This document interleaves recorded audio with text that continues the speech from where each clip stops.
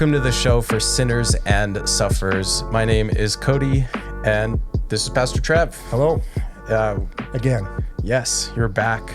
So this time in my library, kind of. It's not as cool as the 1517 library.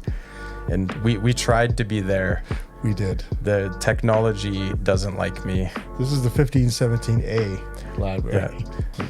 We're sitting down, and we're going to talk about the church.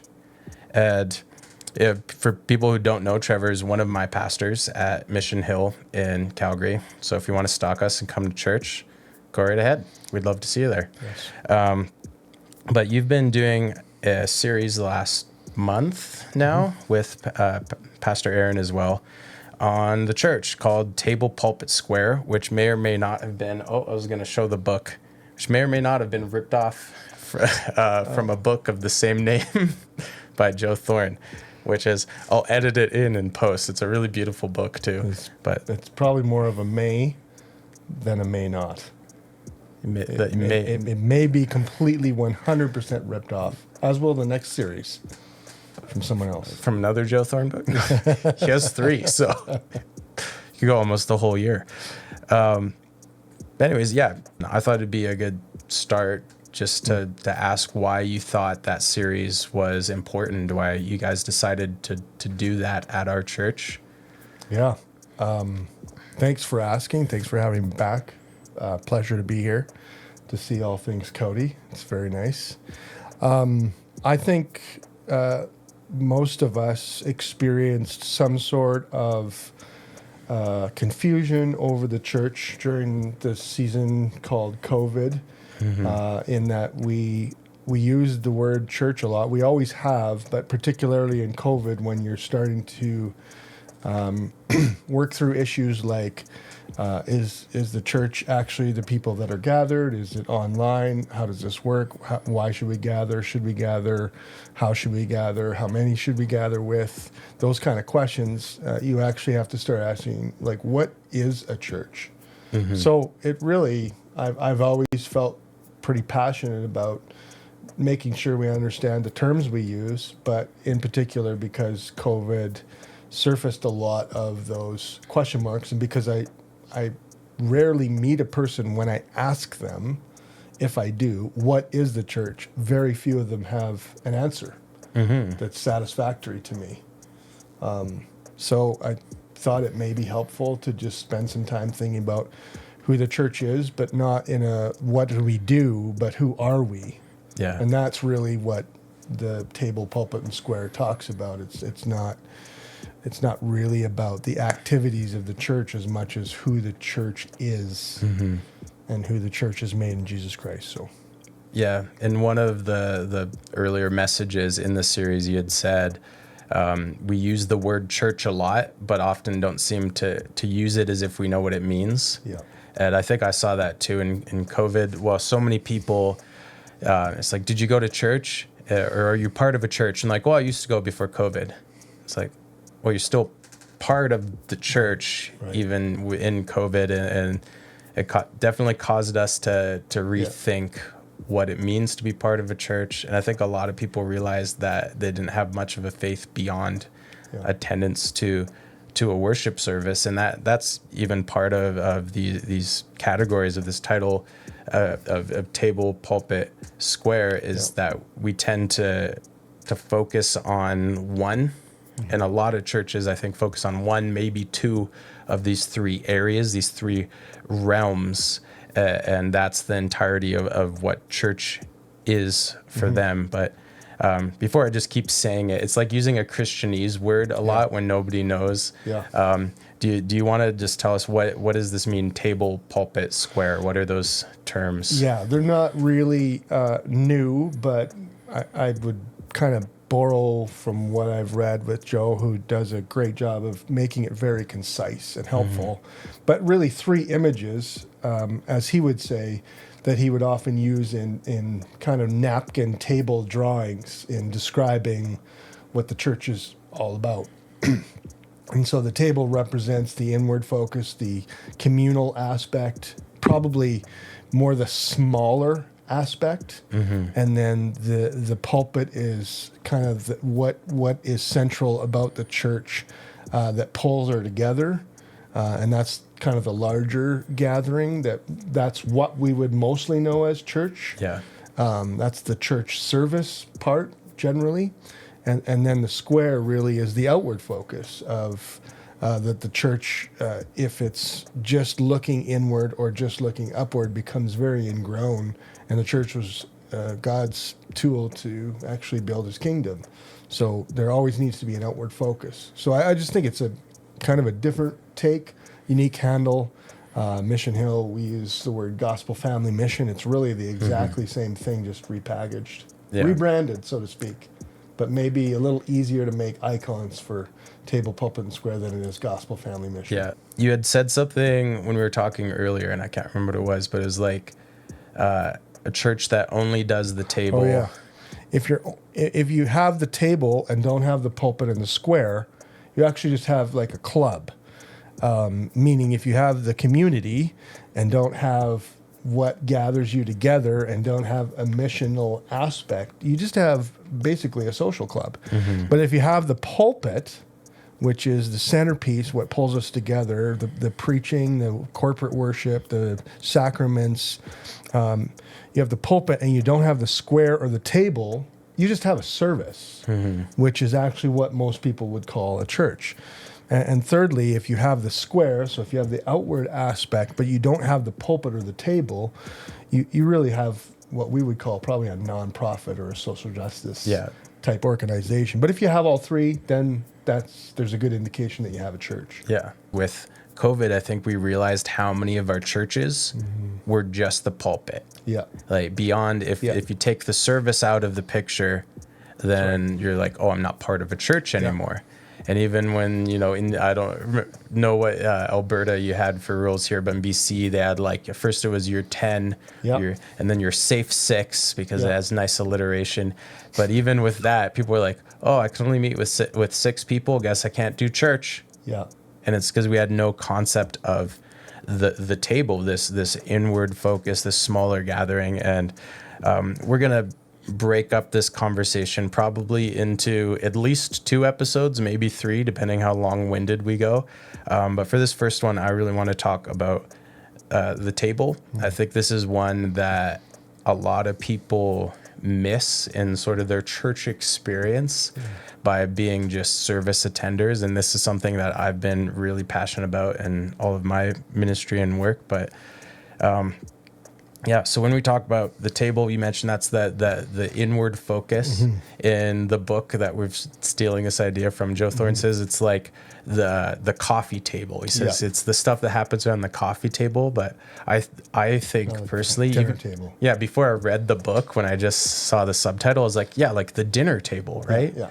But what kind of things, like what comes to mind? What's an example of a table interaction or context? Well, I actually kind of want to back up because I want to make sure we get the definition of a church in terms of, again, we just did it. Like we just said church and moved on naturally, and that's what we tend to do. I do it.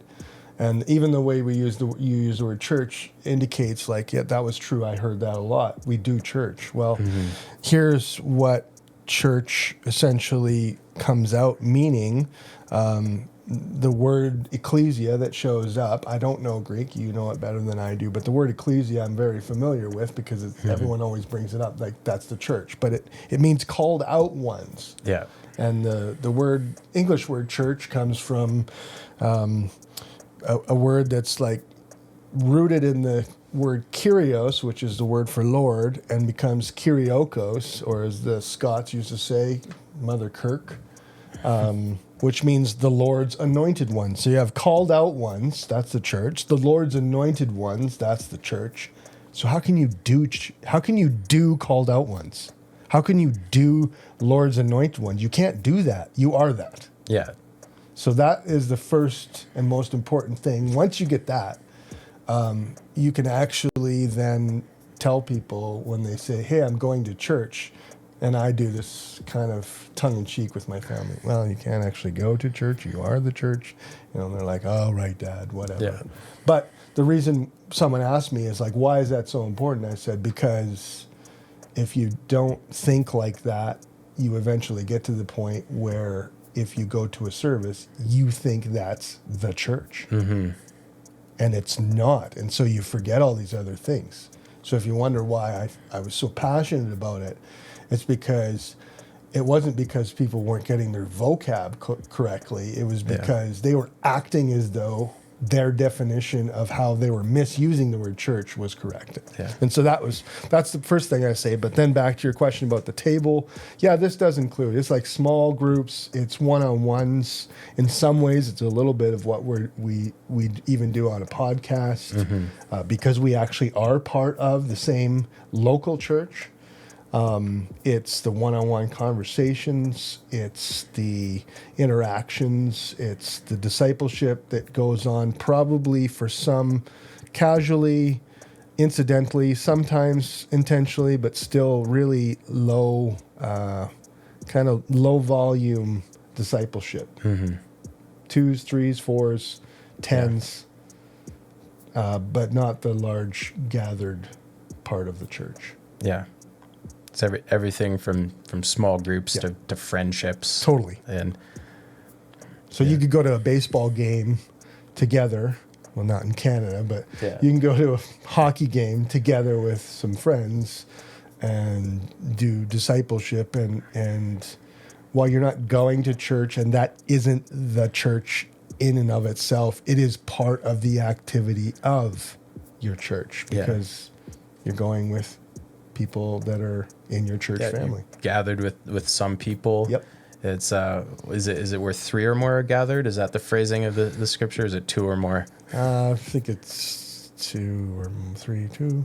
It's a 2 number. or more. Yeah. Someone look it up. Someone look it up while we keep talking. But yeah, it's if the church is the people, then where the people are is where the church is. Yeah. And it's interesting because we're going to be looping around a lot, but that's the nature of a conversation. Is as you're correcting me that we should define church first, it occurred to me, the phrasing, was it Billy Graham who said, sitting in a church doesn't make you any more Christian than sitting in a garage makes you a car?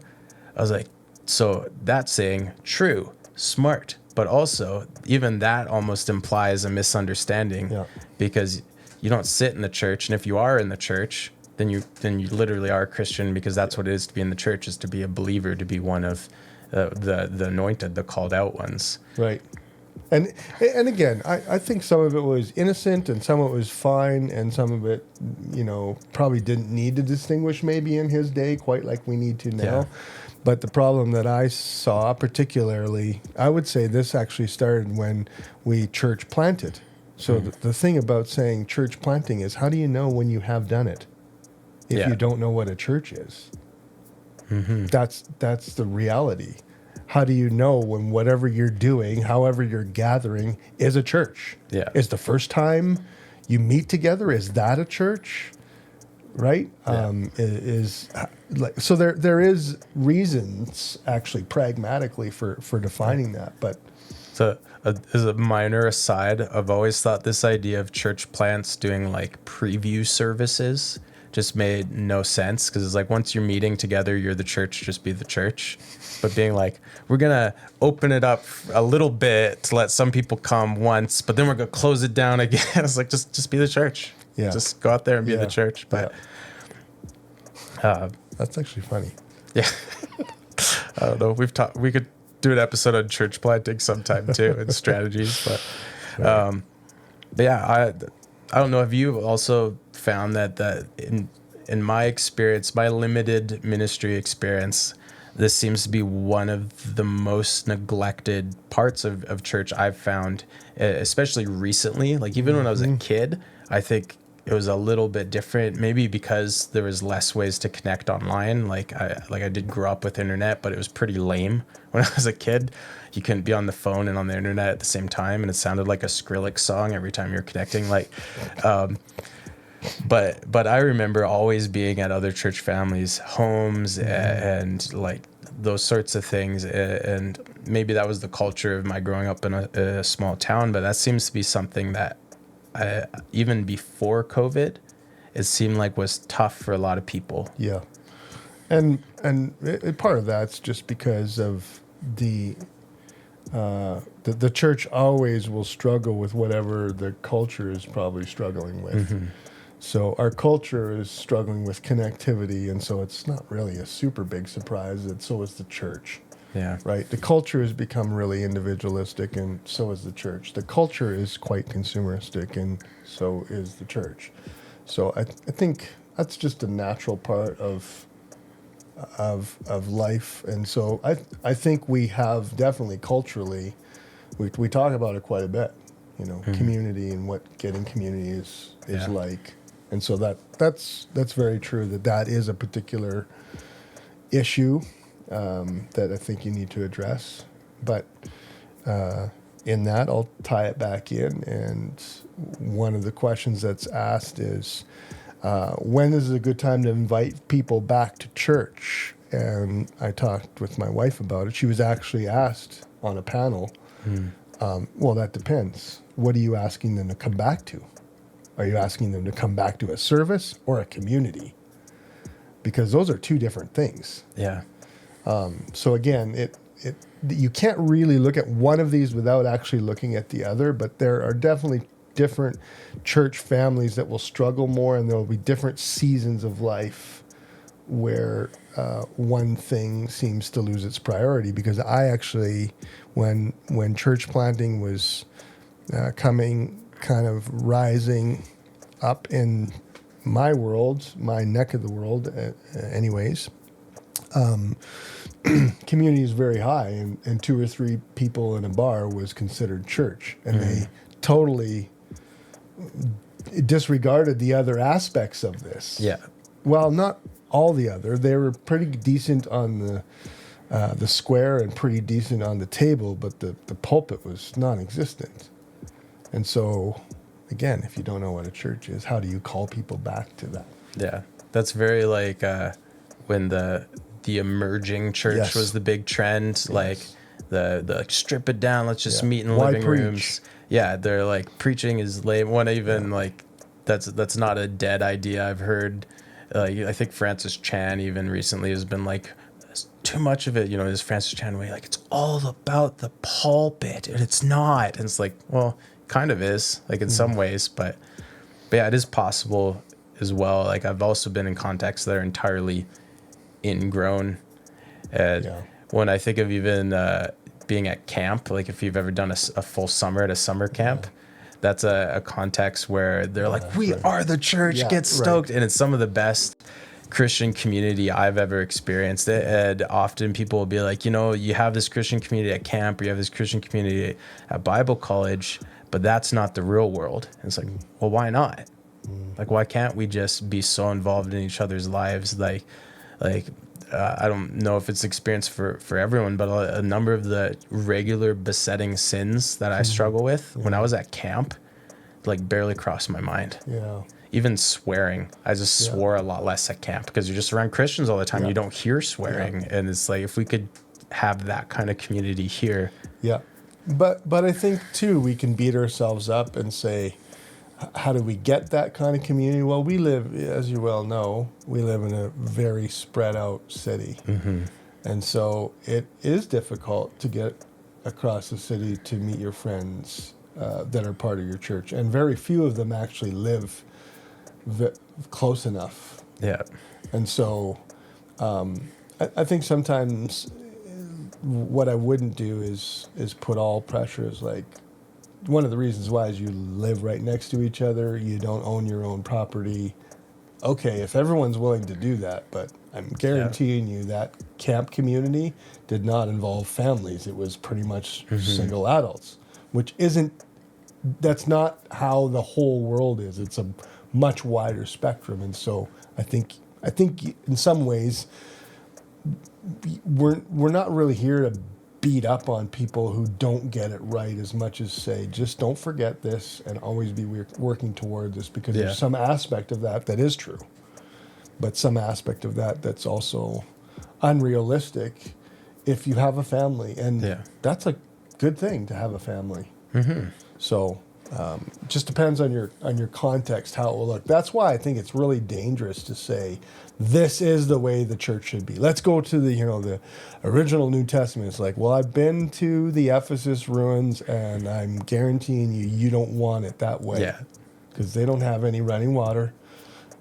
Yeah. Right? Like, you can't reproduce this again. So don't try. Just try to take the principle of it and Yeah, I haven't been to the Ephesus ruins, but having read up on it, I know one of the things we don't realize is the reason why the church would meet in places like catacombs is because your neighbors, everyone could hear everything. Everyone can hear everything. You're basically like, it's like a big the whole city's a big hotel. Yeah. And you just have a wall in between you. And while that can be good for accountability, that also can be really bad for Well, other it's really things. bad. That's an excellent point. And the thing is, now we would say, oh, well, we need to build our houses and be more open, because everyone just goes in their house and they open up their garage door and they never see anybody. That would have been impossible in Ephesus. They had the opposite issue. We can't get any privacy, Yeah. right? Just like camp. Right? Like the question isn't at camp, how do I meet more people? The question is, how do I get alone? Yeah. Yeah. Right? So, again, don't make up the rules, but just understand where your weakness is and know that this is actually an important part of the church, and there's a reason why you're supposed to gather. There's some Yeah. advantage that Jesus has wired into this. Well, and I think that's a good point too. Is we're getting close to where we wanted to start to wrap up this episode, but sort of like theologically, because we can say church needs community, it needs community, but this is a biblical idea too. Like right from creation, when Adam's made, he's made alone, and God says it's not good that man should be alone. Yeah. And I don't know, maybe push back on me as the more experienced theologian, but I feel like in part we have a Trinitarian God. Yeah. He's a God that's always known love and lived in this harmonious communion with himself. And if we're his image, we're reflecting him. We can't do that as an isolated individual. We also need community and harmony and that communion in order to be the fullest reflection of who he is. Yeah. And I think that's part of what Jesus is getting at when he says, they'll know you're my people by the way you love one another. Right. And I do love what C.S. Lewis said in the Four Loves book that he wrote on friendship, that he said it's not just that you need community, it's that his friends pulled something out of him that wasn't there if he was by himself. Yeah. And so when his one friend died, he said, what also died was whatever he pulled out of me. And we all have friends that we have inside jokes with when we get together. And then when they're not there, we don't have those inside jokes anymore. And people look at us weird. And so we can relate to that, in that there are people in our church that Jesus has put there because he wants something drawn out that won't come out of you unless they're there. Mm-hmm. Like they're gospel magnets, so to speak, that draw out certain things, not just so that we can experience, but that so both we get to experience a different side of ourselves that we never experienced before, and so do they. Like when I'm around my older brother, you can tell he's my older brother because we think and say things in a very, very similar way that I don't say around anyone else. And it never comes out unless he's around. And the last time I was with my older brother, I said something and he points to his kids. He says, see, I'm not the only one who thinks like this or says this. Yeah. And I think that's one of the beauties of the table, is that the table is really there because you have stuff that Jesus has put in you in DNA. Yes, you have a sinful nature, but he's actually dealt with that. But you have enough of the image of God in you before glory, before our redeemed state, that he wants other people to experience. And that will be helpful to other people's experience of him. Yeah. So I could go on and on about that, but we got to wrap up. Yeah. I'll add that you look at how many one another commands there are in Scripture, and you think about a Sunday morning, and even our church has actually started to restructure to be better, because when I first started attending, even just like not quite a year ago, my one like pushback is like I felt like everything was like stopwatch on the screen, like to the minute, and we've intentionally now made more space for us to actually just talk. But there's things like I can't meet your needs on a Sunday morning.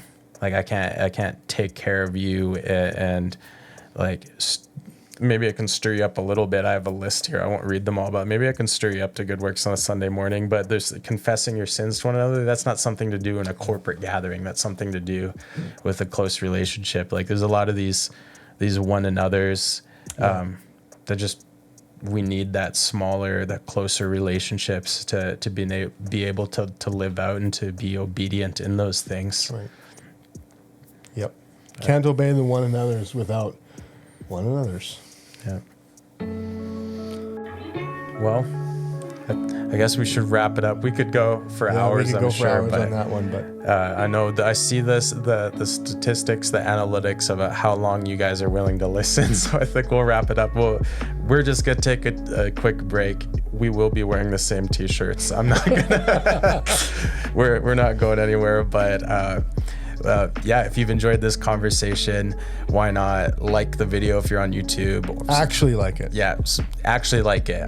We're just talking about people will tell me in person, you like I liked your video. Like it. I liked your video. It's like, well, why didn't you click like? Right. But if you don't want to miss the rest of this conversation, subscribe or follow on Spotify or YouTube or wherever you're at. And we'll see you next week. See ya.